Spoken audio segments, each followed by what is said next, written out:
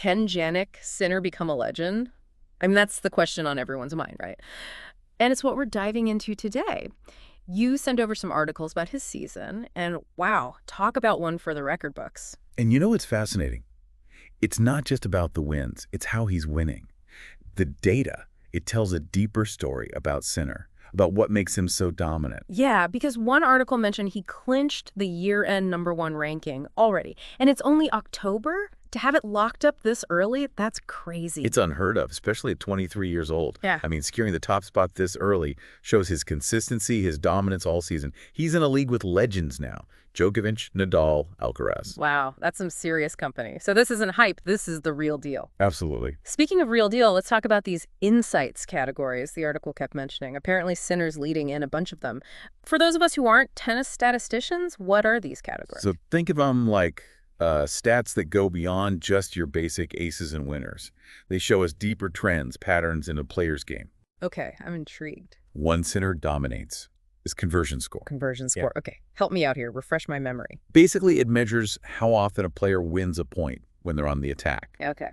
Sinner's conversion score, 73.8%, highest on tour. So wait, more than 3/4 of the time, if he's dictating the point, he's winning. Exactly. That's insane. He's not just waiting around, not content to let his opponents make errors. Sinner, he dictates the pace, finishes points aggressively. He takes control. And it's not just raw power either, right? One article mentioned this pop the ball has off his racket. It sounds almost violent. What does that even mean in tennis terms? It's the quality of his shots. It's not just hitting the ball hard. It's the spin, the placement, the unpredictability. So it's like returning a rocket, but a rocket that can change direction midair. Exactly. And he leads the tour in return quality, forehand quality, and backhand quality. This means he can unleash that pop on any shot. Power, precision, spin, he's got it all. Makes him so difficult to play against. He's not just a one-trick pony, he's the whole rodeo. You can't just focus on one area because he can bring it with any shot at any time.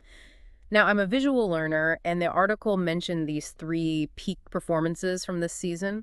Can you walk me through them? Give me those highlight reel moments. Let's go back to the Australian Open, January. Sinner beats Djokovic in the semis. Then, get this, he's down 2 sets to Medvedev in the final. 2 sets down! You're killing me! But what does he do? Battles back to win the whole thing. He was down 2 sets and still pulled it off. That's not just pop, that's incredible. Right. Most players would crumble under that kind of pressure, but Sinner, he thrives in those moments. That win, that was a statement. He was no longer a rising star, he was a contender. Everyone was on notice after that, I bet. Okay, so he conquers Australia. What's next for the Sinner Express? Well, after kind of a tough break, missing the Olympics, he comes back strong. Wins the U.S. Open. No way. Another Grand Slam title. Hey, beats Taylor Fritz in the final. Another nail-biter of a match. And he had to beat the home crowd favorite. Talk about pressure. It was a tight one, but Sinner never cracked. And this win, especially special.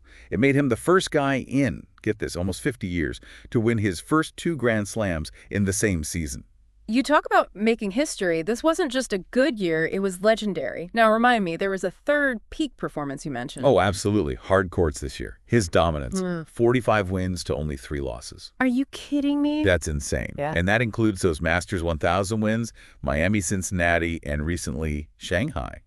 Practically unbeatable on the surface. So if I'm his opponent and I see his name next to mine, I'm just packing it in, right? Well, I mean, you never say never, but realistically, yeah, he's the one to beat on hard court. His game is perfect for it, and the confidence, you can see it. No wonder he clinched that year-end #1. But all of this, the wins, the trophies, what's his biggest achievement in your book? What's going to be on that career highlight reel when it's all said and done? June 10th, 2024. Write that down. First Italian player ever to be ranked #1. Yeah. That's bigger than just stats. That's his dedication, his work ethic, his impact on the game. It's one thing to achieve it, but to be the first from your country, to be that role model, that's a whole other level. Totally. Think about that pressure, that expectation, carrying Italian tennis on his shoulders. This wasn't just him. This was a cultural moment, showing young players what's possible. So what does all this mean moving forward? What happens now? Can he keep this up? The million-dollar question, right? Yeah. Can he stay at the top? Keep breaking records? He's only 23. It feels like he's barely started. So much time to improve even more. And that's what's scary for everyone else. He's already one of the best, but there's room to grow. Will his serve get even better? Will his mental game reach another level? Who knows? So we should be watching for how his game develops, if that mental toughness stays strong, and frankly, if he stays hungry. Because at a certain point, how many trophies is enough? Exactly. And don't forget about the other guys. Alcaraz, Rune, Medvedev. They're not just going to disappear. These rivalries going to be incredible to watch. It feels like a new golden age, and Sinner's leading the charge. This has been amazing. I have a whole new appreciation for his game. Glad to hear it. Jannik Sinner, he's something special. I can't wait to see what he does next. It really does feel like a turning point in men's tennis.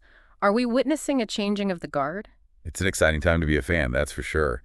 The future of tennis, so bright. These young players are pushing each other to be better. You know what they say, a rising tide lifts all boats. Exactly. And the level of competition is going to keep getting higher, which is good for everyone, really.